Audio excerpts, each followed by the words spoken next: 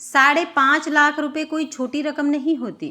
5.5 लाख तो क्या, उसके पास अभी ₹5,500 भी नहीं हैं और उसे धमकी मिली है ₹5.5 लाख देने की।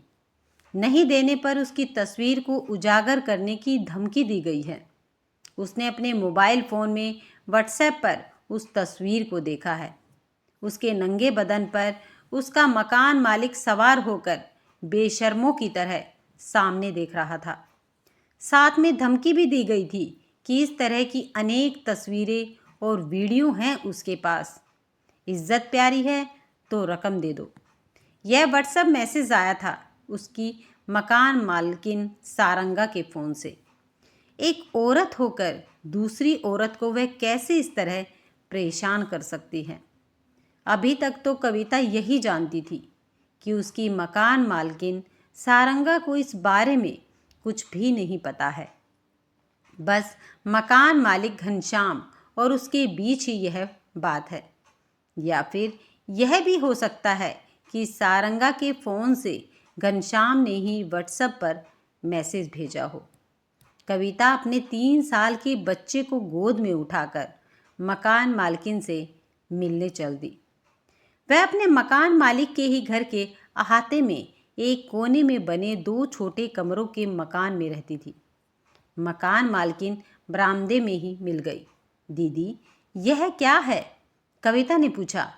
तुम्हें नहीं पता, 2 साल से मज़े मार रही हो और अब अनजान बन रही हो। मकान मालकिन बोली। लेकिन मैंने क्या किया है? घनश्याम जी ने ही तो मेरे साथ जोर ज़बरदस्ती की थी। मुझे कहानी नहीं सुननी, ₹5.5 लाख दे दो, मैं सारी तस्वीरें हटवा दूंगी। दीदी, आप एक औरत होकर फालतू बातें करने का वक्त नहीं है मेरे पास। मैं 2 दिन की मोहलत दे रही हूँ, लेकिन मेरे पास इतने पैसे कहाँ से? बस अब तू जा, 2 दिन बाद ही अपना मुंह दिखाना। अगर मुंह दिखाने के काबिल रहेगी तब। कविता परेशान सी अपने कमरे में वापस आ गई। उसके दिमाग में पिछले 2 साल की घटनाएं किसी फिल्म की तरह कौंधने लगी। कविता 2 साल पहले गांव में ठाणे आई थी। उसका पति राम प्रसाद ठेले पर छोटा मोटा सामान बेचता था। घनश्याम के घर में उसे किराए पर 2 छोटे छोटे कमरों का मकान मिल गया था। वही वह अपने 6 महीने के बच्चे और पति के साथ रहने लगी थी। सब कुछ सही चल रहा था। एक दिन जब राम प्रसाद ठेला लेकर सामान बेचने चला गया था तो घनश्याम उसके घर में आया था। थोड़ी देर इधर उधर की बातें करने के बाद उसने कविता को अपने आगोश में भरने की कोशिश की थी। जब कविता ने विरोध किया तो घनश्याम ने अपनी जेब से पिस्तौल निकालकर उसके 6 महीने के बच्चे के सिर पर तान दी और कहा था, बोल क्या चाहती है? बच्चे की मौत और इसके बाद तेरे पति की बारी आएगी। कोई चारा न देख रोती सुबकती कविता घनश्याम की बात मानती रही थी। यह सिलसिला 2 साल तक चलता रहा था। मौका देखकर घनश्याम उसके पास चला आता था। 1-2 बार कविता ने घर बंद कर चुपचाप अंदर ही पड़े रहने की कोशिश की थी, पर कब तक वह घर में बंद रहती। ऊपर से घनश्याम ने उसकी बेहुदा तस्वीरें भी खींच ली थी, जिन्हें वह सभी को दिखाने की धमकी देता रहता था। इस हालात से बचने के लिए कविता ने कई बार अपने पति को घर बदलने के लिए कहा भी था, पर राम प्रसाद उसे यह कहकर चुप कर देता था कि ठाणे जैसे शहर में इतना सस्ता और महफूज मकान कहाँ मिलेगा। वह सब कुछ कहना चाहती थी पर कह नहीं पाती थी। पर आज की धमकी के बाद चुप रहना मुमकिन नहीं था। कविता की समझ में नहीं आ रहा था कि वह क्या करे। इतने पैसे जुटाना उसके बस में नहीं था। यह ठीक है कि राम प्रसाद ने मेहनत कर काफ़ी पैसे कमा लिए हैं, पर इस लालची की मांग भी कब तक पूरी करते रहेंगे। फिर पैसे तो राम प्रसाद के खाते में हैं, वह एक दुकान लेने के जुगाड़ में हैं। जब राम प्रसाद को यह बात मालूम होगी तो वह उसे ही कसूरवार ठहराएगा। राम प्रसाद रोजाना दोपहर 2 बजे ठेला लेकर वापस आ जाता था और खाना खाकर 1 घंटा सोता था। मुन्नी के साथ खेलता, फिर दोबारा 4 बजे ठेला लेकर निकलता और रात 9 बजे के बाद लौटता था। आज खाना नहीं बनाया क्या? राम प्रसाद की आवाज़ सुनकर कविता चौंक पड़ी। वह कुछ देर राम प्रसाद को उदास आंखों से देखती रही, फिर फक फक रो पड़ी। क्या हुआ? कोई बुरी खबर मिली है क्या? घर पर तो सब ठीक है ना? राम प्रसाद ने पूछा। जवाब में कविता ने व्हाट्सएप पर आई तस्वीर दिखा दी और सारी बात बता दी। तुमने मुझे बताया क्यों नहीं? राम प्रसाद ने पूछा। कविता हैरान थी कि राम प्रसाद गुस्सा न कर हमदर्दी की बातें कर रहा है। इस बात से उसे काफ़ी राहत मिली।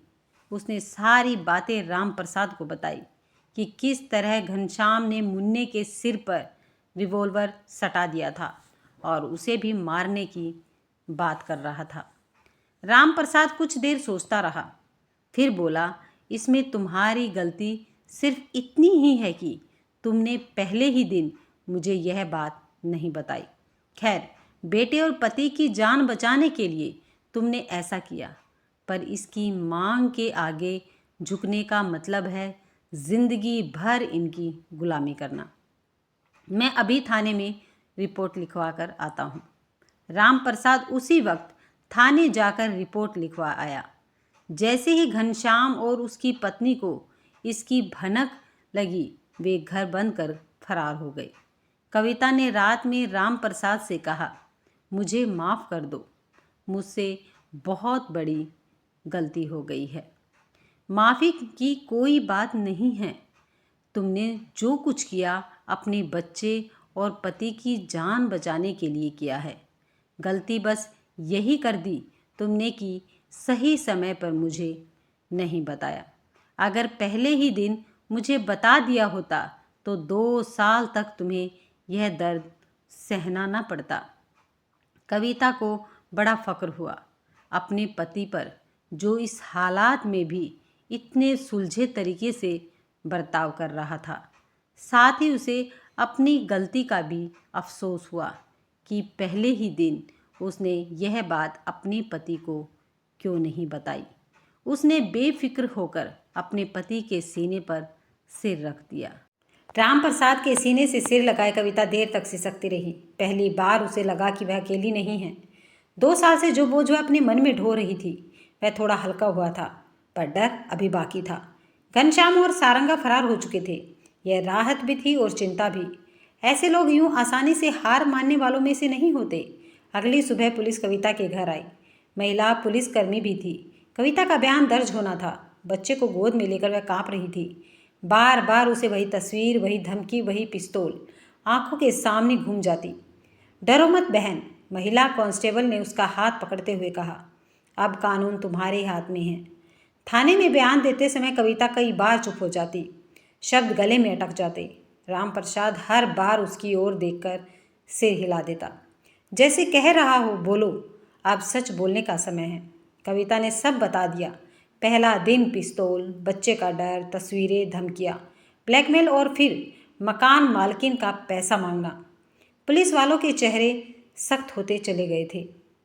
इसी बीच पता चला कि घनश्याम पहले भी एक और जगह इसी तरह की शिकायत में नामजद रह चुका है, लेकिन सबूत न होने के कारण बच निकला। इस बार तस्वीरें, व्हाट्सएप चैट और कविता का बयान, सब कुछ मजबूत था। पुलिस ने 2 दिन में ही घनश्याम और सारंगा को पकड़ लिया। शहर के बाहर एक रिश्तेदार के घर में छिपे हुए थे। गिरफ्तारी की खबर सुनकर कविता के पैरों तले जमीन खिसक गई। डर और राहत दोनों एक साथ। अदालत में पेशी हुई। घनश्याम की नज़रें नीची थी। सारंगा अब भी आंखें तर्रेर रही थी, जैसे सारा दोष कविता का ही हो। राम प्रसाद ने अदालत में साफ कहा, मेरी पत्नी पीड़िता है, अपराधी नहीं। अगर उसने चुप्पी साधी तो वह मजबूरी थी, चरित्र नहीं। जज ने कविता की ओर देखा। आपने बहुत साहस किया है। कई महिलाएं डर के कारण बोल नहीं पाती हैं। मुकदमा लंबा चला, तारीखें पड़ी, कभी कभी कविता टूट जाती। समाज की फुसफुसाहट, रिश्तेदारों के सवाल, पड़ोसियों की नज़रें, सब कुछ आसान नहीं था। पर राम प्रसाद हर बार एक ही बात कहता, सच के रास्ते में कांटे होते हैं लेकिन मंजिल साफ होती है। कुछ महीनों के बाद फैसला आ गया। घनश्याम को बलात्कार, धमकी और ब्लैकमेल के आरोप में कड़ी सजा हुई। सारंगा को साजिश और उगाई का दोषी ठहराया गया। फैसले के दिन कविता रोई, लेकिन इस बार दर्द से नहीं, राहत से। कुछ समय के बाद रामप्रसाद ने वह मकान छोड़ दिया। शहर के दूसरे कोने में छोटा सा कमरा ले लिया। महंगा नहीं था लेकिन सुरक्षित था। कविता ने भी सिलाई का काम शुरू कर दिया।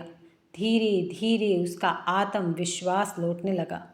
एक दिन वह आईने के सामने खड़ी हुई थी। वही चेहरा था लेकिन आंखों में अब डर नहीं था। उसने खुद से कहा, गलती मेरी नहीं थी, चुप रहना मेरी मजबूरी थी, लेकिन बोलना मेरी ताकत बना। रामप्रसाद ने पीछे से आकर कहा, और याद रखना, अब अगर किसी के साथ ऐसा हो तो तुम उसकी आवाज़ बनोगी। कविता मुस्कुरा दी। मुन्ना आकर उसकी गोद में चढ़ गया था। उसने अपने बच्चे को कसकर पकड़ लिया। अब उसके मन में डर नहीं था, अब सिर्फ एक विश्वास था कि सच चाहे देर से आए लेकिन आता ज़रूर है।